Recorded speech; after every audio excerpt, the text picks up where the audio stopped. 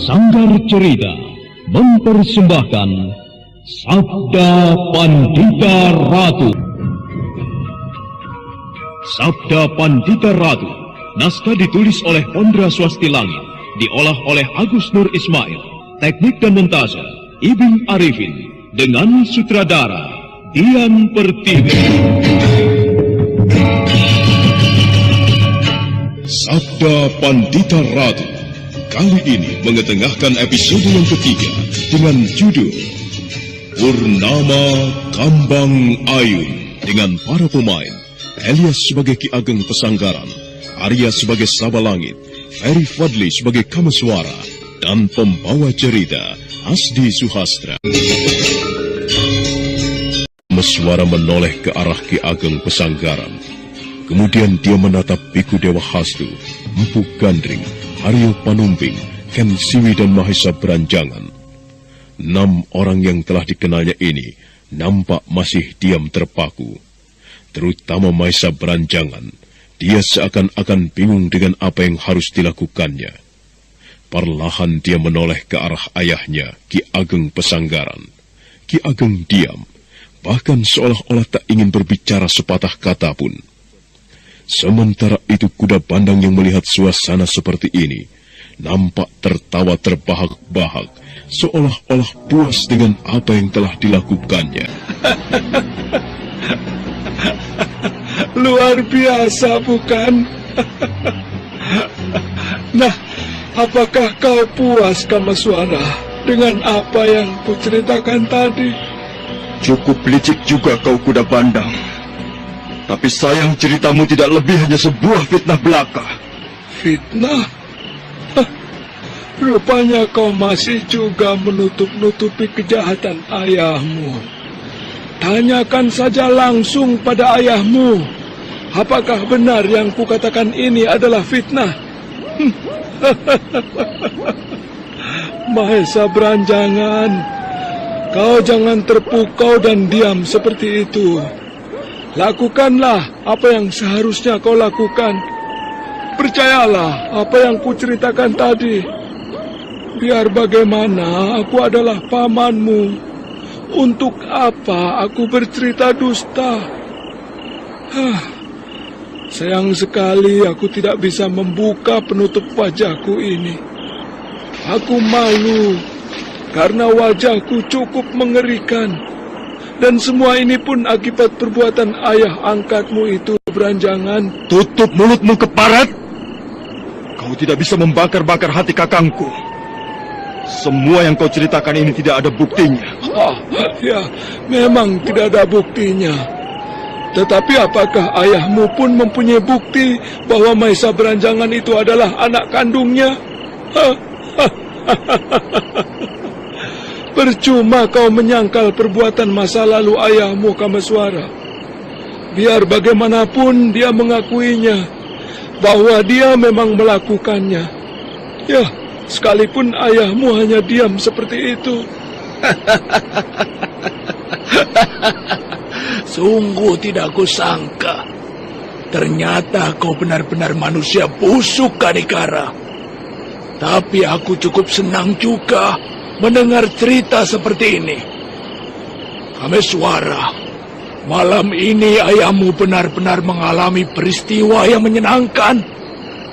Kalau saja ia tahu bahwa malam ini akan menjadi peristiwa yang memalukan, aku rasa mungkin sejak kemarin ia akan mengurungkan niatnya untuk datang ke sini.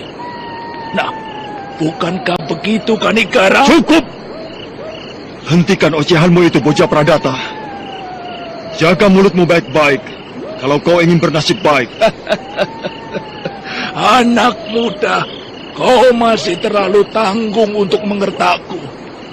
Apapun yang ingin kukatakan, kau tidak perlu mencegahku. Kanikara, seharusnya kau tidak perlu diam seperti itu. berusahalah untuk bicara, atau barangkali menyangkal cerita itu. Tapi kalau kau mau diam, baiklah. Kalau tadi Kameswara dan yang lainnya telah mendengar cerita tentang masa lalumu, maka sekarang giliranmu mendengarkan cerita tentang anakmu Kameswara. Keparat? Apalagi yang ingin kau bicarakan, Bocah Pradata? Tenang Kameswara, tenang. Ayahmu perlu tahu mengenai peristiwa yang kau alami ini. Kanikara, anakmu Kameswara telah terperosok ke masalah yang paling memalukan dan sekaligus menjijikkan. Dia telah melakukan upacara perkawinan dengan seorang gadis yang tidak lain adalah kakaknya. Gadis itu anak dari Tumenggung Murti Wandawa atau Sakya Murti. Aku rasa kau tahu siapa nama gadis itu. Ki Ageng Pesanggaran atau Kanigara benar-benar terpukul malam itu. Dia tidak menyangka banyak sekali peristiwa buruk yang harus dialaminya. Bukan hanya Ki Ageng Pesanggaran saja yang merasa terkejut mendengar hal itu, tetapi Biku Dewa Hastu pun demikian. Wajahnya kelihatan mendadak pucat. Dia seolah-olah merasa bersalah atas perbuatan Kameswara. Tapi dia pun tak dapat berbuat apa-apa, kecuali hanya diam, seperti Ki Ageng Pesanggaran. Kau masih saja diam, Kanigara? Apakah kau pikir aku bicara dusta? Kalau kau tidak percaya, silakan kau tanyakan langsung pada anakmu. Kasihan sekali kau, Kanigara. Ternyata di usia tuamu seperti ini, kau bukan menikmati kesenangan, tetapi justru sebaliknya. Tapi, ya, itulah kenyataan dan sebuah takdir. Bukankah demikian, anak muda? Sudahlah, Bocah Pradata. Aku jadi muak mendengarkan ocehanmu itu. Anak muda, cepat serahkan pusaka itu. Ini kesempatan terakhir untuk kau membela diri. Kalau tidak, maka kau akan tahu bahwa aku tidak main-main. Keparat! Kau memang tidak bisa diajak bertindak hati-hati, Sabalangit. Daripada kau yang menyerang duluan, lebih baik aku. Kameswara, rasakanlah ini. Daripada aku melayani manusia dungu ini, lebih baik ku hajar Sabalangit saja. Dialah musuh yang paling berat untuk dilawan. Aku mau tahu sampai sejauh mana kehebatannya. Setelah Kameswara berhasil mengelak dari hantaman pisau-pisau Bocah Pradata, rupanya dia tak menyerang balik, tetapi justru dia malah menyerang Sabalangit. Sekalipun mata Sabalangit buta, tetapi rupanya dia tahu sampai sejauh mana gerakan musuh yang akan mencelakainya.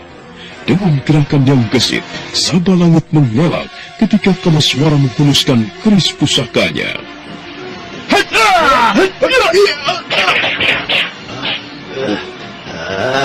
Kurang ajar.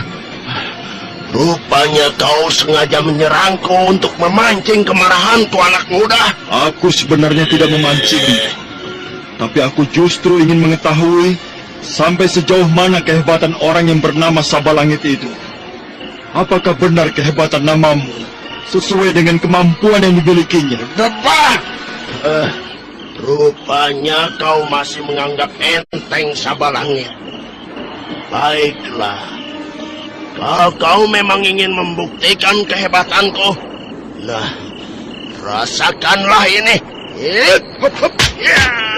Sabalangit terus menerjang dengan pukulan-pukulannya yang beruntun. Namun sekalipun serangan-serangan yang dilakukan Sabalangit cukup ganas, tetapi rupanya Kameswara dapat mengimbanginya dengan mudah. Bahkan dia dapat menyerang balik dengan keris yang digenggamnya. Sampai akhirnya, hampir saja Sabalangit mengalami nasib yang naas.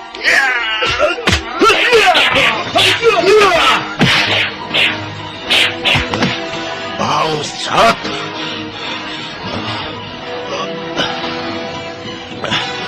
Hampir saja dadaku menjadi sasaran keris pusaka itu. Kurang ajar. Rupanya bocah ini sangat luar biasa sekali. Apakah kehebatannya ini akibat air suci yang diminumnya? Bagaimana, Kiai? Kenapa kau diam saja di situ? Apakah kau akan menyerah? Berdebah. Kau memang hebat, bocah. Tapi kau jangan membusungkan dada dulu. Kalau tadi kau hampir merobek dadaku, tapi sekarang justru akan berbalik. Akulah nanti yang akan merobek daging kulit tubuhmu. Lakukanlah, Kiai Sabalangit, kalau kau memang mampu. Tetapi harus kau ingat bahwa aku telah meminum air suci itu. Artinya aku tidak dapat dikalahkan begitu saja. Kalau kau tidak percaya, ayolah kita mulai kembali pertarungan ini. Rasanya tanganku pun sudah gatal ingin menghajarmu. Kata-katamu semakin memuakan saja. Nah, rasakanlah ini. Kembali Sabalangit menyerang dengan ganas. Tetapi Kamaswara pun tak kalah gesitnya. Dia berkelit ke sana kemari, menghindari pukulan tokoh tua yang buta itu. Setelah perkelahian itu berlangsung beberapa saat, dan tak ada yang dapat dilukai salah seorang pun, tiba-tiba saja Sabalangit melompat mundur, sambil berdiri dengan gagahnya. Kedua tubuhnya nampak bergetar, seakan-akan tengah merapal sebuah ajian. Kameswara, tataplah mataku. Ayo, tataplah Kameswara. Setelah itu, mendekatlah kemari. Kameswara, lakukanlah apa yang kukatakan ini. Ayo, langkahlah kemari. Ayo, turutilah kata-kataku. Kenapa kau ragu? Ayo, teruslah melangkah kemari dan serahkan keris pusaka yang kau genggam itu. Perlahan-lahan Kamaswara melangkah sambil menatap mata Sabalangit yang buta itu. Dia seakan-akan telah terpengaruh oleh kekuatan mata tokoh tua itu. Sementara Ki Ageng Pesanggaran yang melihat anaknya dapat dipengaruhi oleh Sabalangit hanya bisa diam sambil menatap dengan hati yang berdebar. Kamaswara terus melangkah sampai akhirnya sekarang dia telah berada di hadapan Sabalangit.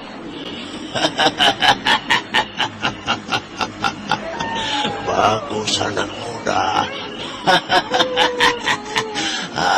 Rupanya kehebatanmu masih belum berarti apa-apa bagi Sabalangit. Sekarang serahkanlah keris pusaka itu. Ayo anak muda. Kembali Sabalangit mempengaruhi Kamaswara. Kemudian Kamaswara pun segera menyodorkan keris itu perlahan-lahan. Tapi ketika keris pusaka yang digenggamnya itu telah berada di hadapan Sabalangit, di luar dugaan, tiba-tiba saja Kamaswara menusukkan keris itu dengan cepat. Keparat. Rupanya kau hanya berpura-pura terpengaruh dengan ajianku. Kehebatan ilmu ngaraga sukmamu memang hebat dan mengerikan, Kiai Sabalangit. Tapi sayang ajianmu sama sekali tidak berguna bagiku. Untunglah tadi kau masih sempat mengelak. Kalau tidak mungkin perutmu akan robek dibelah oleh keris Kiai Kambang Ayun ini. Iya, aku pun tidak dapat memungkiri kehebatanmu, Kameswara. Tapi seperti yang kukatakan, jangan dulu membusungkan dadamu. Karena aku masih mempunyai ajian yang lain yang dapat membuatmu tidak berdaya. Keluarkanlah seluruh kemampuanmu, Kiai Sabalangit. Aku siap melayanimu dengan tangan terbuka. Bagus. Kalau kau memang sudah siap untuk melayaniku kembali. Hop, hop. Kakang, kenapa kau masih diam saja melihat anakmu dalam bahaya? Sudahlah. Kau tidak perlu cemas. Aku yakin Kameswara dapat melayani Sabalang. Kau lihat saja nanti. Tapi, bagaimana kalau Kameswara tidak sanggup? Bukankah ini artinya sama saja membiarkan dia terbunuh dengan sia-sia? Aku sebenarnya ingin menolong Kameswara. Tapi karena aku telah dituduh berbuat curang, rasanya lebih baik aku diam saja. Dan aku yakin Kameswara dapat mengimbangi permainan Sapalangit. Apalagi ia telah meminum air suci itu. Dewata Agung, kenapa hal ini harus terjadi pada anakku? Aku tidak mengerti. Apakah ini yang dinamakan karma? Kalau memang ini karma, lantas karma siapa? Padahal selama ini aku tidak pernah berbuat dosa besar. Dewata Agung. Kakang, Kang, kenapa diam saja? Kalau memang Kakang tidak ingin menolong Kameswara, biarlah aku yang akan menolong. Tunggu.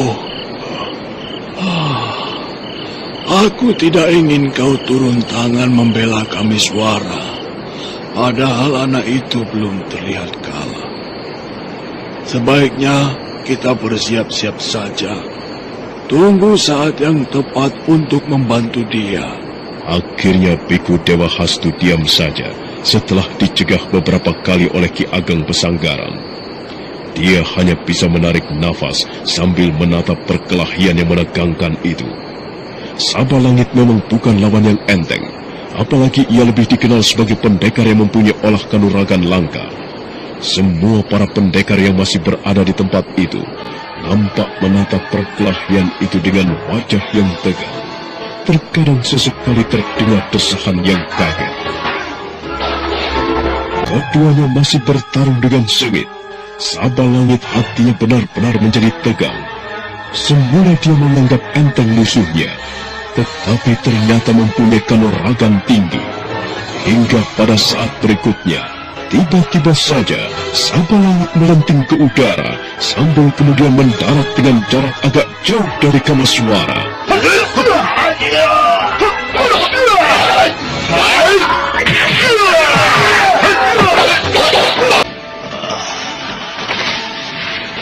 Aku benar-benar salut padamu, anak muda.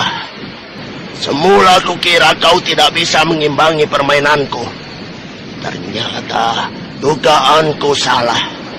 Dan ternyata kau bisa mengimbanginya. Bahkan hampir membuatku kewalahan. Lalu bagaimana sekarang? Apakah kau akan segera menyingkir dari tempat ini?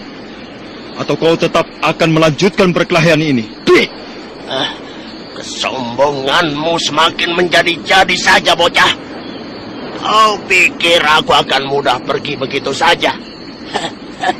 Tidak. Sebelum pusaka itu dan darahmu kuhisap, aku tidak akan meninggalkan tempat ini. Seandainya kau tidak mampu membunuhku atau menjatuhkan aku, apa yang akan kau lakukan? Berdebah sombong. Jangan dulu merasa hebat. Sabalangit bukanlah pendekar kelas teri. Siapapun orangnya, jika berhadapan dengan Sabalangit, maka dia tidak akan pernah pergi dengan selamat. Nah, lebih baik bersiap-siaplah untuk menerima ajianku yang lain. Memasang kuda-kuda, dan kali ini ia rentangkan kedua kakinya, sementara kedua tangannya berputar-putar di udara. Sebentar kemudian, tiba-tiba saja jari-jari Sabalangit berubah berwarna hitam. Sejenak Kameswara terpaku melihat hal itu, tapi setelah itu tubuhnya melenting ke udara. Nah, apa yang akan dilakukan oleh Kameswara? Sanggupkah Kameswara melawan Kiai Sabalangit? Saudara pendengar, untuk mengetahui jawabannya, nantikanlah kelanjutan kisah ini dalam seri berikutnya. Sampai jumpa.